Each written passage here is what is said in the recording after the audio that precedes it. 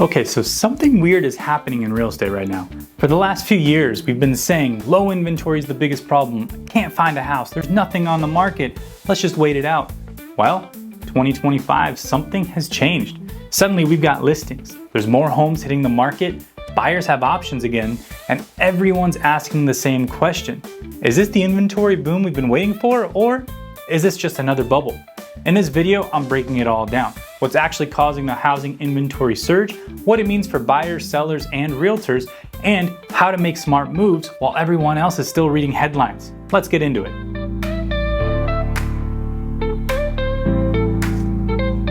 Hey, if this is your first time here, I'm Asher Benjamin. I'm a loan officer, former high school teacher, a real estate strategy nerd, and the guy your cousin told you to call when you asked him, maybe we should buy a house this year? I work with buyers, investors, and realtors every day, and part of my job is making sense of this crazy market that we're in, even when the media doesn't. So if you're feeling a little confused about why inventory is suddenly rising, what it means, or if you should jump in right now, you're in the right place. And real quick, don't forget, I put out a weekly market update every Wednesday right here on this channel. So if you want to stay ahead of what's happening in housing, hit that subscribe button so you don't miss a thing. All right, let's decode what's really going on behind the scenes, because no, this didn't just happen by magic. Inventory doesn't just appear. Here's what's driving the surge. First off, the rate-locked homeowners, they're finally moving. For the last few years, people were stuck. They had 2.75% mortgages and zero motivation to sell. But now life events are winning out. Job changes, growing families, downsizing, unfortunately even divorce, you name it. They're saying, yeah, I hate the higher rate, but we got to get out of here. We need to move. And that's unlocking inventory. The second thing is builders are back in full force. After years of labor shortages, supply delays, and skyrocketing material costs, builders have finally caught up. And many of them are flooding the market with new construction, especially entry-level homes and townhouses, which, trust me, we desperately need it. They're even offering incentives that you wouldn't believe, some rate buydowns, and closing cost help just to move their product. The third thing is investors are starting to cash out, and this one is big, so pay attention. There are some landlords, especially short-term rental owners, that are selling. It's either because their margins are shrinking, regulations are changing in their area, or they just want out of it altogether. I've seen Airbnb hosts who crushed it in 2020, 2021, and 2022 that are now listing those same properties as inventory is starting to flood in. The fourth thing is financial pressure is finally starting to kick in. There are some homeowners that are feeling the squeeze.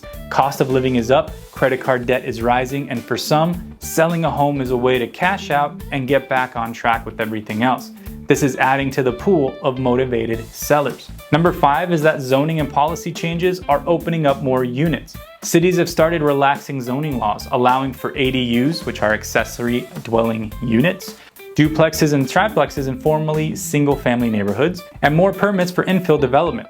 All of that equals more homes on the market. So what does this actually mean for you? Well, let's break it down by group. If you're a buyer, first off, you finally have options. There's less competition, which means there's less pressure, and in some cases, actual price drops. You can take your time, tour multiple homes, and maybe even negotiate again.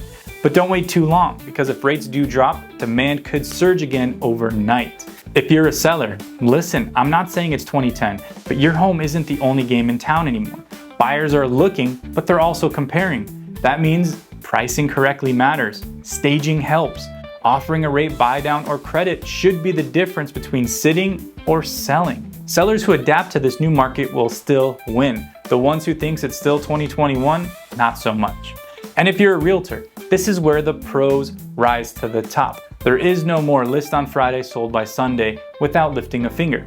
You'll need to bring in strategy, comps, staging advice, negotiation skills are back in the picture. The good news, this market rewards education and real relationships, and that's where you can shine. Now let's talk strategy, because more inventory doesn't automatically mean better decisions. If you're a buyer, get pre-approved now so you're ready to move when the right home pops up. Look for properties with longer days on the market, aka negotiation opportunities. Don't be afraid to ask for seller credits, especially on homes sitting longer than 30 days. Explore new construction. Some of the best deals are happening there right now. If you're a seller, take your pricing seriously.